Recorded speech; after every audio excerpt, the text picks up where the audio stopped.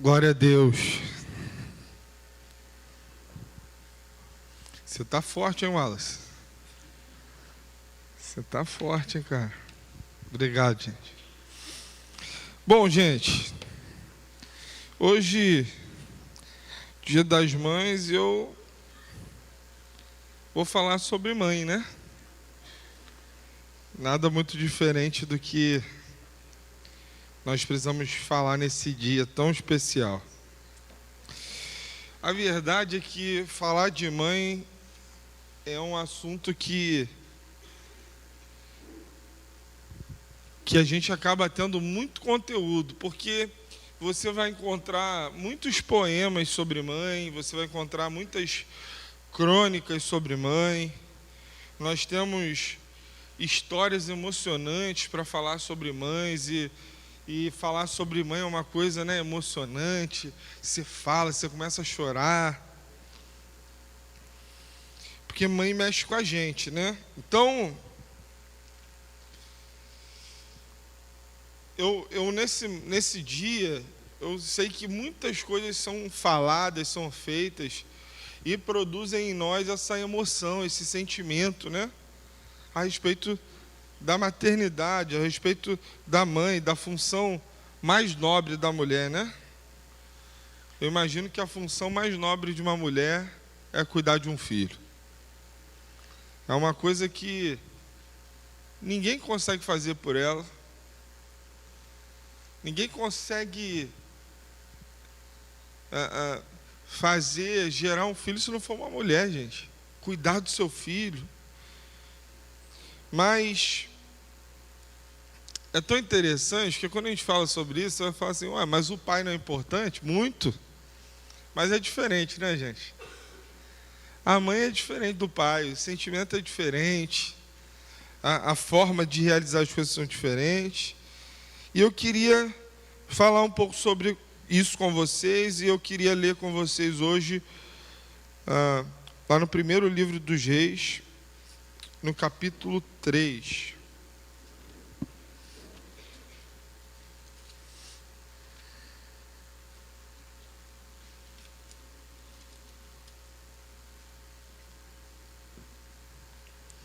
Primeiro livro dos Reis, capítulo 3, nós vamos ler a partir do verso 16.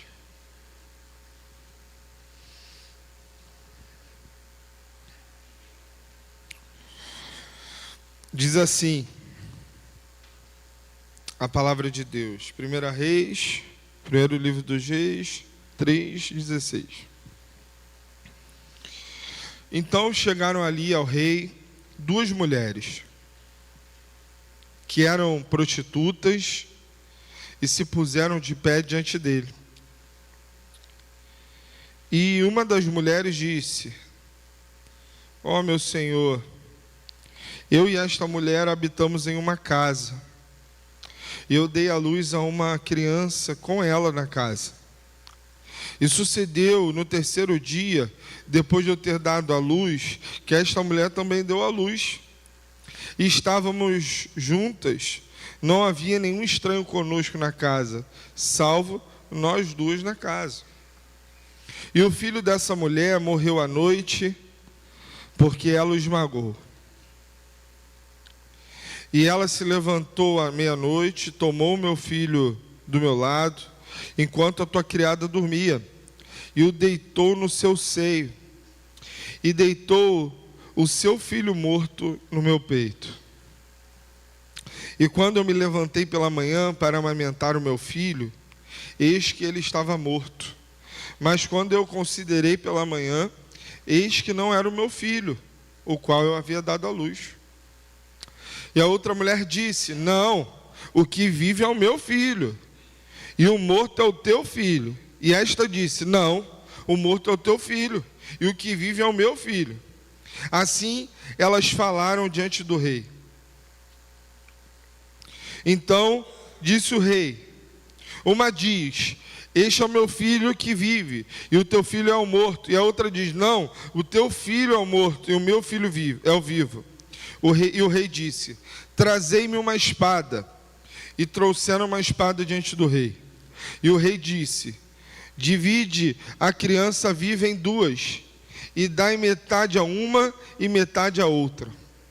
Então falou ao rei a mulher a quem pertencia a criança viva, porque as suas entranhas ansiavam pelo seu filho, e ela disse: ó meu senhor, dai a ela a criança viva, e de modo algum a mate. A outra, porém, disse: que ela não seja nem minha nem tua, mas divide-o. Então o rei respondeu e disse: dai a ela a criança viva, e de modo algum a mate. Esta é sua mãe. E todo Israel ouviu do juízo que o rei havia julgado, e eles temeram ao rei, porque viram que a sabedoria de Deus estava nele para fazer juízo. Vamos orar? Senhor Deus, nós te louvamos, te agradecemos por esse dia especial. Te agradecemos porque nós temos a oportunidade de falar das coisas do alto, de observar a maternidade à luz da tua palavra, não segundo os padrões desse mundo, mas segundo o que a tua palavra diz. E eu creio que a tua palavra, ela é viva, ela reverbera no nosso coração a tua verdade. Por isso fala conosco, que o teu Espírito possa se fazer, Senhor, presente e audível nesse lugar hoje, para falar com cada um nesse lugar. Nós oramos assim, no nome de Jesus. Amém. Essa história, ela é forte, né, gente? É um momento interessante. Duas mulheres prostitutas vão até o rei Salomão diante de uma decisão tão difícil. Diante de uma decisão que, humanamente falando, é impossível julgar. As duas moravam juntas, uma teve um filho, e após 3 dias, a outra deu à luz. E elas morando juntas ali, o que aconteceu? Uma se deitou sobre o seu filho, e o seu filho morreu. Aí quando ela viu que o filho dela morreu, ela se levantou de noite, pegou o seu filho, trocou com o filho daquela moça, e deixou aquilo ali acontecer. Quando a mulher acordou e viu, ela pensou o quê? Meu filho morreu. Meu filho morreu. Você vai falar assim: pastor, mas como é que ela não reconheceu o filho? Irmão, não tinha luz elétrica não. Ela só viu que tinha um bebê morto ali. Chorou a madrugada inteira, sofreu por aquilo, mas de manhã ela olhou e falou assim: rapaz, esse menino morto aqui não é meu filho não. Eu chorei a noite toda por ele, mas ele não é meu filho não. E aí, irmão, começou uma briga. Uma dizia para outra: não, você trocou, não, você trocou, não troquei, você trocou. Começou aquele jogo de empurra. E aí, a ideia foi o seguinte: então vamos lá no rei Salomão, que ele vai julgar a nossa causa.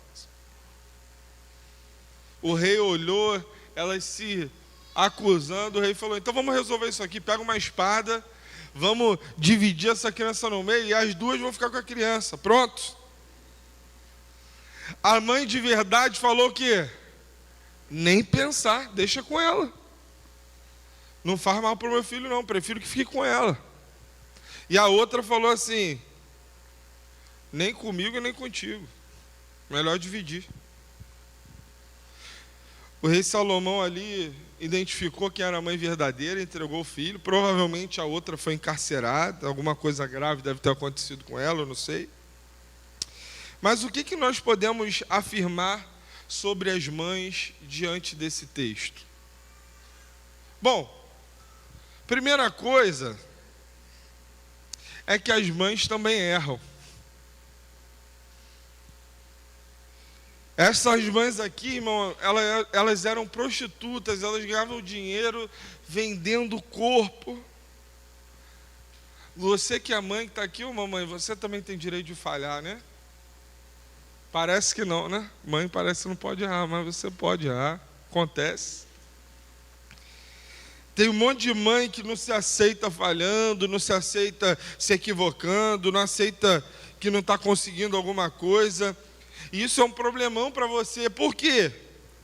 Porque quando a gente não aceita que a gente pode ser falho como mãe, começam a acontecer 4 coisas. Primeiro, você começa a mentir para encobrir a falha. Você começa a mentir para encobrir o teu erro. E aí, a gente começa a não entender claramente que a gente é.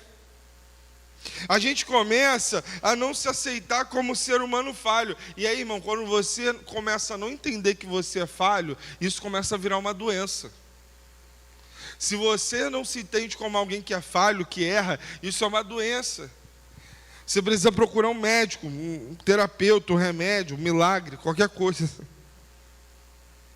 Você não acerta com os outros o tempo inteiro e você também não acerta o tempo inteiro com seu filho. Antigamente, quando para uma criança começar a falar, os mais antigos não pegavam um passarinho e botavam na boca da criança para piar, não tinha isso?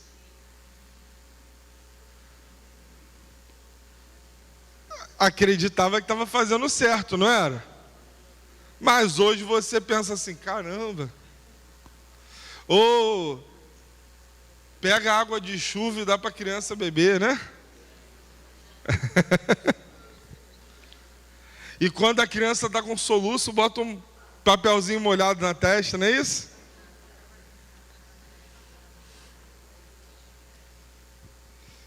Portanto, mãe, não se culpe o resto da vida. Ah, meu filho é assim porque eu falei. Não, irmão, claro que as mães interferem na vida dos seus filhos, mas você também não pode viver a vida toda com culpa do que seu filho decidiu ser. Seu filho tem internet, tem videogame, tem namorado, namorada, televisão. Sabem fazer escolhas.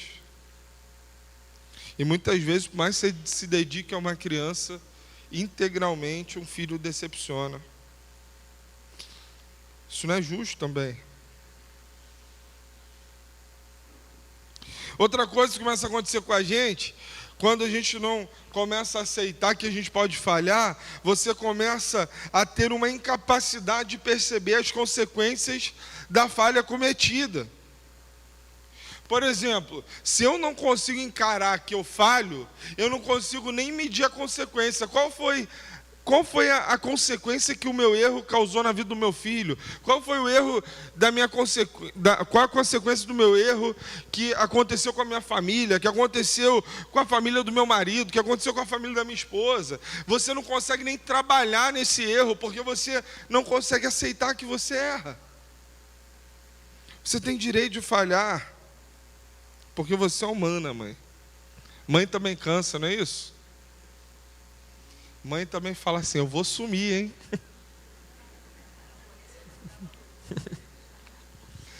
Última coisa, quando você não admite que você pode falhar, você começa a ter uma distorção do ensino fundamental do seu filho sobre a fragilidade, sobre a necessidade de pedir perdão. Se o teu filho não sabe pedir perdão, porque você como mãe, e os pais também podem ouvir isso, se você não sabe pedir perdão, essa criança vai crescer assim, sem saber aprender a pedir perdão. E se você não aprende isso, você não está preparado para a vida. O pré-requisito para a vida, irmão, não é você ser perfeito, porque, pasme você, todo mundo aqui tem algo em comum, todo mundo aqui erra. Com mais frequência do que a gente gostaria, né?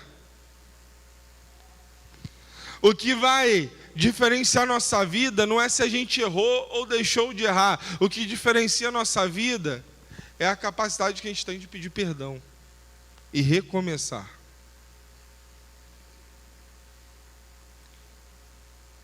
Mães que não aceitam que falham, não ensinam seus filhos a reconhecer as suas fragilidades. Porque quem não fracassa não precisa pedir perdão, irmão.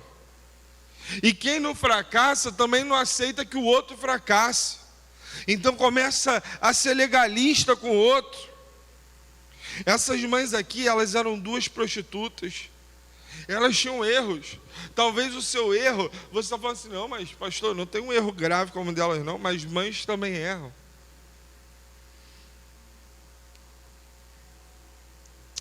Quando você, irmão, se aceita com seus erros, não é você se aceitar no sentido de você falar assim, pastor, pau que nasce torto nunca se endireita. Não, não é isso não, irmão. Porque o pau que nasce torto, o Espírito Santo de Deus, o carpinteiro, vai lá, detona aquela madeira toda e deixa ela afiadinha. Eu estou dizendo sobre você entender, você admitir, irmão, que você precisa de Jesus, você olhar para os seus erros com otimismo de eu preciso melhorar. Segunda coisa que a gente precisa observar aqui sobre as mães é que as mães, elas têm carências gigantescas, mesmo parecendo tão forte. Mãe é um bicho que parece que é forte o tempo todo, não é assim, irmão?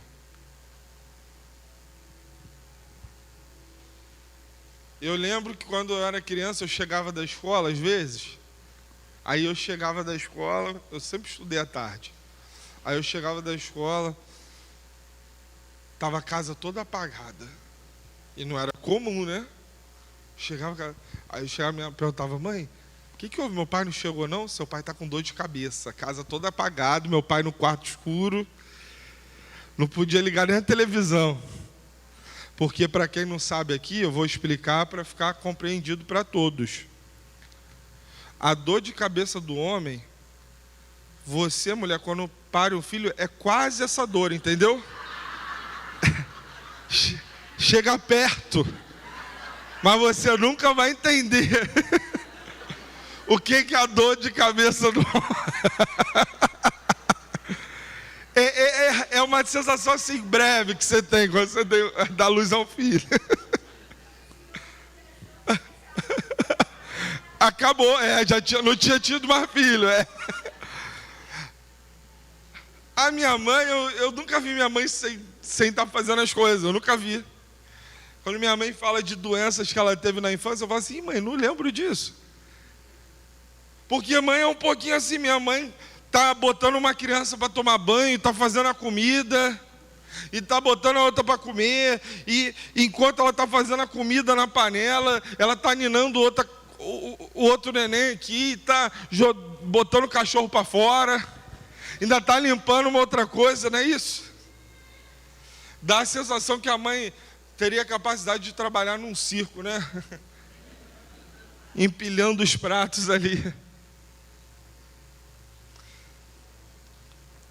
Que coisa tremenda isso, né, gente? A mãe pega o filho está se esgoelando, aí a mãe pega o filho, bota ele aqui no peito e o neném para de chorar. Aí ele olha para o pai e volta a chorar. É covardia, né? Ele ficou 9 meses lá na barriga da mãe, já tem mais ligação ali, né? Mas as mães têm carências. O versículo 17 diz assim, ó. E uma das mulheres disse, ó meu Senhor, eu e esta mulher habitamos em uma casa, e eu dei à luz a uma criança com ela na casa.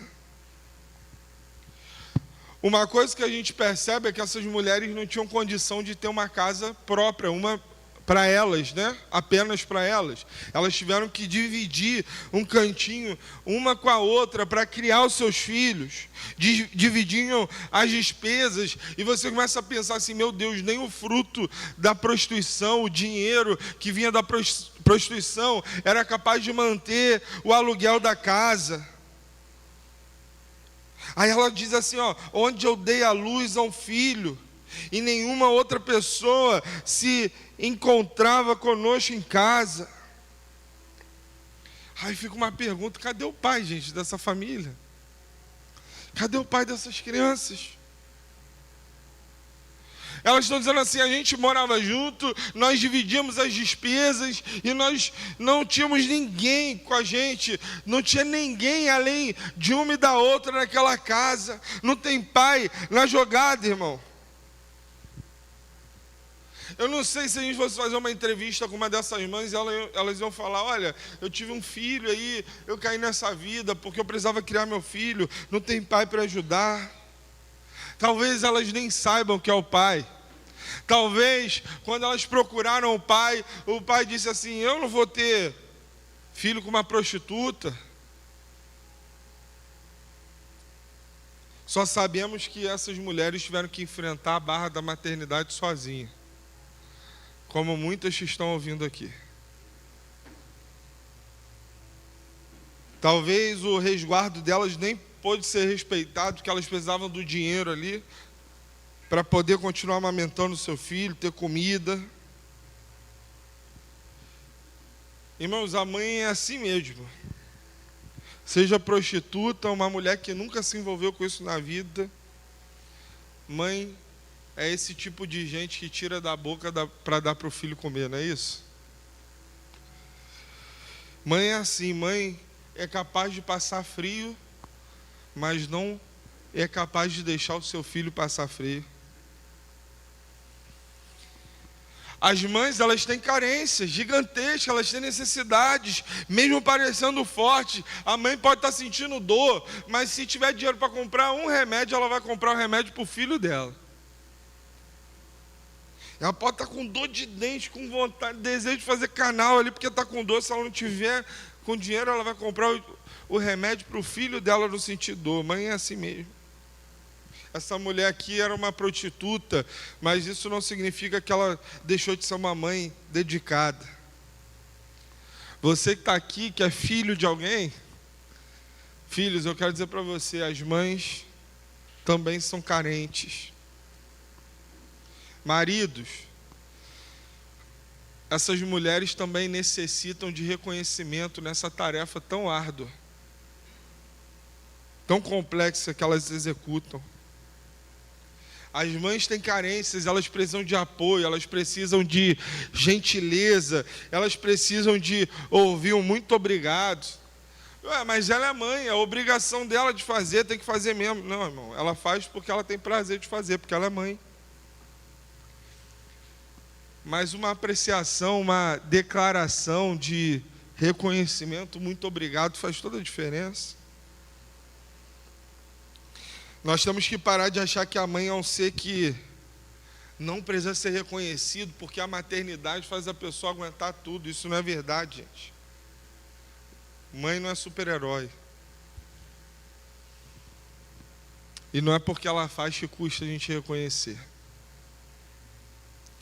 Terceiro lugar, as mães possuem uma missão estressante, porque podem determinar a vida ou a morte de um filho. No versículo 19 diz assim, e o filho dessa mulher morreu à noite, porque ela o esmagou. Morreu por quê, gente? Porque ela deixou sem comida? Porque ela não quis alimentar a criança, que ela jogou a criança fora, porque ela deixou a criança no meio de um monte de serpente e matou a criança? Não, gente. Ela morreu, a criança morreu porque a mãe dormiu sobre a criança. A coisa mais comum de uma mãe é durante a madrugada, a mãe está cambaleando de sono, tanto que dá de mamar para a criança. Isso é comum, gente. A criança começa a chorar, pedindo alimento, porque a criança não sabe falar, ela chora. A mãe vai lá e dá mamar para a criança. E aí, de repente, a mãe vai lá e cochila, não aguenta. E essa história da Bíblia é mais comum do que você pensa. Uma criança morrer asfixiada porque a mãe dormiu, desmaiou. Não é porque ela é negligente, é porque ela estava morta de cansada, gente. Acordou, levantou, noites e noites sozinha, às vezes, muitas mulheres sem ter o marido do lado, sem ajudar, sem ninguém para dividir a responsabilidade.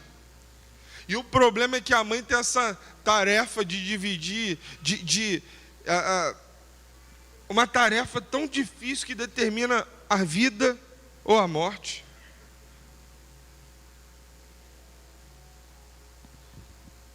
Porque é a mãe que dá comida para a criança. É a mãe, gente. Se não der comida, que a criança morre. É a mãe que dá remédio na hora certa. Hoje, a realidade das famílias são muito diferentes, mas antigamente os maridos, em sua grande maioria, iam trabalhar fora, as mães ficavam em casa. Quem via o horário de remédio certinho? A mãe. Hoje em dia, a lei, né, de licença maternidade da mãe é muito mais tempo, a mãe também fica lá cuidando, dando o remedinho certinho. Se ela não der remédio, irmão, morre. Detalhe, às vezes ela dá um remédio que o médico passou, com boa intenção, o médico passou aquele remédio, aí ela começa a ver que a criança está ficando diferente. Pô, essa criança não está reagindo bem, não. Aí ela leva lá no médico e fala assim: doutor, ó, eu estou dando esse remédio aqui, mas eu estou achando que meu filho ficou esquisito. Aí o médico fala assim: mãe, se você não chegasse aqui 2 minutos antes, seu filho não estava mais aqui. Que isso, gente? A mãe é até corregedoria de medicina agora. Fiscalização médica. Mãe, isso é estressante o tempo inteiro, irmão. Você tem que estar de olho o tempo inteiro, se teu filho vai ficar vivo. O pior é que quando um filho cresce, um filho pode ter a morte dos seus sonhos, conforme a mãe e o pai que tem. Muitos filhos têm sonhos mortos pelas palavras que ouviram da boca dos seus pais. Ou têm os seus sonhos revigorados, os seus sonhos renovados, apesar de um fracasso que teve na vida por causa de uma palavra de uma mãe, de um pai. Falou assim: não desiste não, Deus é com você, eu acredito em você. Vida e morte, gente.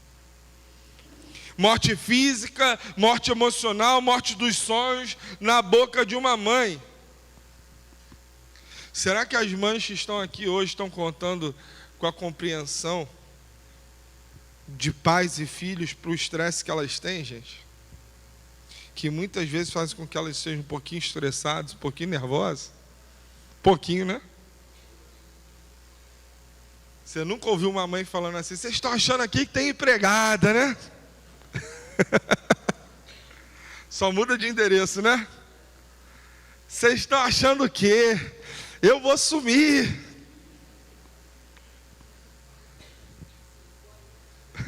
Se eu for aí achar.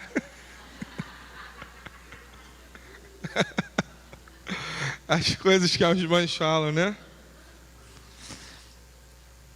Elas sabem o peso que paira sobre elas. Eu falei para minha mãe, quando ela dizia que ela ia sumir, eu falava para ela que eu acreditava naquilo. Aí todo dia que eu acordava, eu procurava ela logo, porque eu achava que ela tinha sumido. Eu já queria olhar logo. Em último lugar, para a gente poder almoçar, gente, a última descrição sobre as mães é que as mães sabem melhor que ninguém o que significa renúncia por amor.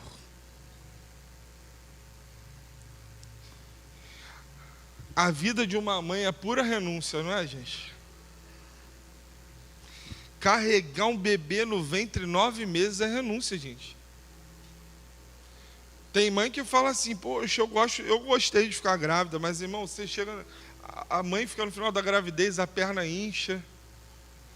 Umas, durante a gravidez, sentem enjoo, outras sentem cansaço, fadiga, outra, a respiração fica dificultosa. Umas conseguem ter os seus filhos de parto normal e rapidamente botam um filho no mundo. Outras têm que ir para um centro cirúrgico. às vezes num caso de vida ou morte, colocando em risco até a sua própria vida para que o filho nasça. Renúncia, gente. Depois que o filho nasce, a mãe aprende que ela precisa renunciar ao tempo de sono, o tempo para cuidar dela mesma, dos planos que ela teve para a vida dela. Por quê? Porque se eu pudesse comparar, eu falaria que cuidar de um filho é ter um ministério integral. Não para, não tem para onde correr. E o versículo 21 diz assim: e quando eu me levantei pela manhã para amamentar o meu filho, eis que ele estava morto. Mas quando eu considerei pela manhã, eis que não era o meu filho, o qual eu havia dado à luz. Ela levantou que horas para dar de mamar, gente? De madrugada. Pastor, aquela mulher ali era prostituta, ela era isso, ela era aquilo. Meu irmão, essa mulher estava acordando de madrugada para amamentar o seu filho. Ela era mãe igual você. Seus erros, seus pecados não inibiam o compromisso dela de acordar de madrugada para amamentar o seu filho. Irmãos, renúncia. As mães trabalham demais, gente. Ainda que muitos não entendam isso. Mãe ouve desaforo, trabalhou o dia todo fazendo o quê? A mãe limpa a fralda, faz comida, lava a roupa, coordena a casa, ensina a criança o trabalhinho de escola. Ainda que você tenha auxílio de uma babá, alguém que te ajuda, se você não coordenar aquilo tudo, não sai bem feito. Se você não orientar, não sai do jeito que deveria sair. A responsabilidade ainda está com você, ainda que você tenha alguém para te ajudar no auxílio com o bebê. A gente fala assim, essa mulher aí tem babá, a vida dela é uma mamata. É tranquilo. É tranquilo, mas se der alguma coisa errada, alguém vai dizer para ela, você deixou seu filho na mão dos outros, a responsabilidade sempre é da mãe. É uma renúncia, gente. A mãe ainda tem que ouvir na sua vida, você não faz nada. Você fica em casa aí, você não faz nada. Eu saio para trabalhar, você está com essa criança aí o dia inteiro, moleza. Aí a pessoa fala para você assim, né, mãe? Você que é mãe assim, é só na hora que o bebê dormir, você dorme também, como se fosse fácil assim, né?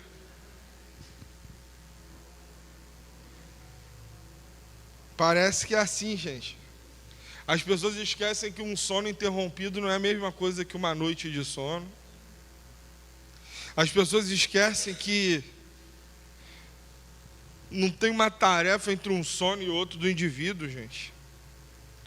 Aí no versículo 26, ele diz assim: então falou o rei ao rei e à mulher a quem pertencia a criança viva, porque as suas entranhas ansiavam pelo seu filho. E ela lhe disse: ó meu senhor, dai a ela a criança viva e de modo algum a mate. A outra, porém, disse: que ela não seja nem minha nem tua, mas divide. Aquela mãe falou assim: Senhor, faz o seguinte, não mata não, deixa para ela. Irmão, renúncia. Ela abre mão dos seus direitos, ela abre mão de ter o seu filho ali, só para que o seu filho esteja vivo. Isso é renúncia. Eu quero concluir essa mensagem dizendo: se você está aqui hoje, saiba de uma coisa, sua mãe pode ter falhado com você, mas pode ter certeza que a sua mãe se deu. Mesmo tendo carências gigantescas, ela passou por estresse na maternidade, por um monte de luta, trabalhou desesperadamente e sabe mais do que ninguém o que é renúncia para que você tivesse vida hoje. Pastor, minha mãe não foi isso tudo não, hein? Você está falando aí, mas minha mãe não é isso tudo não. Eu quero dizer para você que eu não sei o que a contingência da vida roubou da sua mãe, do desejo dela ser isso que eu falei aqui. Mas o desejo estava lá. Se ela fracassou lá no primeiro ponto que a gente falou aqui. Ela fracassou lá no inicinho. E você pode ter certeza que ela travou em alguma circunstância. Foi maior do que ela, maior do que ela poderia gerir, maior do que ela poderia lidar naquele momento. Você precisa perdoar e amar a sua mãe. Se ela é falecida, honra sua mãe, porque ela ficou lá naquele primeiro ponto. As mães também erram. E talvez ela não tenha dado conta de suprir um erro cometido contra você. Mas quando vem um perdão de Deus no coração da gente, quando vem a clareza do Espírito Santo sobre a gente, aquela mãe que feriu, que fracassou, que nos magoou, a gente até reverencia a sua presença, a gente reverencia a sua maternidade, a gente concede um perdão incondicional, dizendo assim: Deus, eu agradeço pelo ventre que me gerou. Pastor, mesmo eu não conhecendo quem foi o ventre, a pessoa me gerou e eu não conheci. Mesmo assim, honra teu pai e tua mãe, para que teus dias se prolonguem sobre a terra.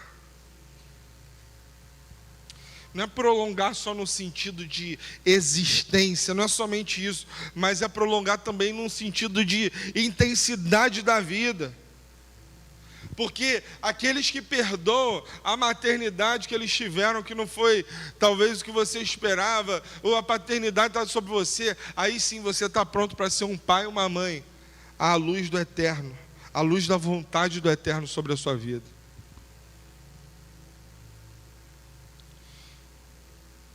Amém, gente? Que Deus abençoe você, mamãe. Que Deus console você, mamãe. E que você não receba sobre o teu coração o peso das falhas dos seus filhos. Não é justo. A gente só dá o que tem. E quando a gente erra, a gente tem que ir lá e refazer a rota.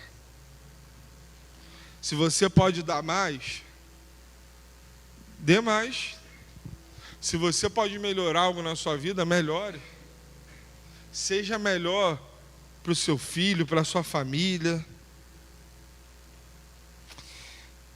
Não perca a sua paz pelos fracassos que aconteceram. E eu quero terminar essa palavra dando aqui um voto de honra, de louvor à minha mãe, que me gerou.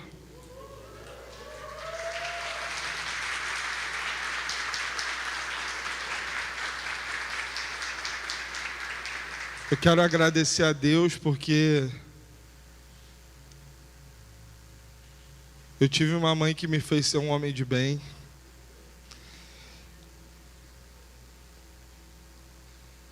E que fez tudo por mim, pelo meu irmão. E eu agradeço a Deus por você, mãe. Porque você me permitiu nascer, me amamentou, cuidou de mim e me fez ser um homem que eu sou hoje. Te amo. Feliz Dia das Mães para minha mãe e para todas as mamães aqui hoje.